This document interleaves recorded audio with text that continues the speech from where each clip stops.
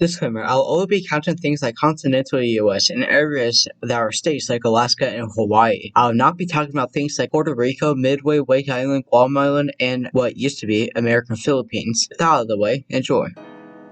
On July 4th, 1776, the 13 colonies gained independence from the British Empire, with its borders originally spanning from British Canada to British Florida, the Appalachian Mountains to the west, and the Atlantic Ocean to the east. Then in 1783, the American Revolution ended with the American victory, and the Treaty of Paris was signed, which gave the United States the British land from the west of the Appalachian Mountains to the east of the Mississippi River, now bordering Spanish Florida, which Spain got back from Britain, and bordering New Spain along the Mississippi River, bordering British Canada along the Great Lakes, and then the Atlantic Ocean to the east. Jump to 1801, Spain and France in the secret treaty gave the Louisiana Territory to France. In 1803, U.S. President Thomas Jefferson bought French Louisiana and the Louisiana Purchase for $15 million, which doubled the United States in terms of landmass, which now bordered more of British Canada, the Atlantic Ocean, New Spain, Spanish Florida, and finally the Gulf of Mexico. Now in 1818, the Treaty of 1818 was signed between the British and the Americans, where the border between British Canada and the United States was fixed to look like this. Then a year later, in 1819, the Adams-Onis Treaty was signed with the Americans and Spanish to fix the border between New Spain and the United States. The treaty gave the U.S. Florida, Spanish Texas bordered the Sabine River, and the border up here looked like this.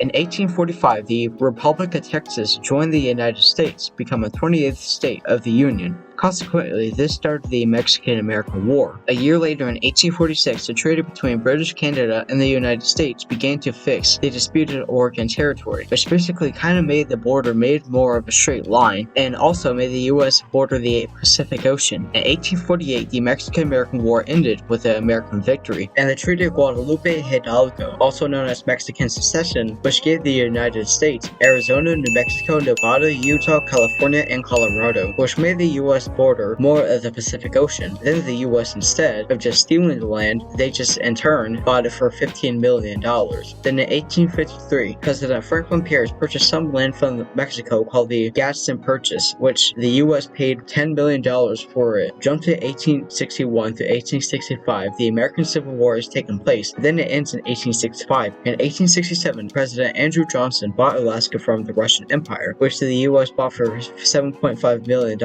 Fast forward to 1898, President William McKinley ordered the annexation of Hawaii, which at the time was an independent country. That's the territorial history of the United States, in which the territory eventually became a state.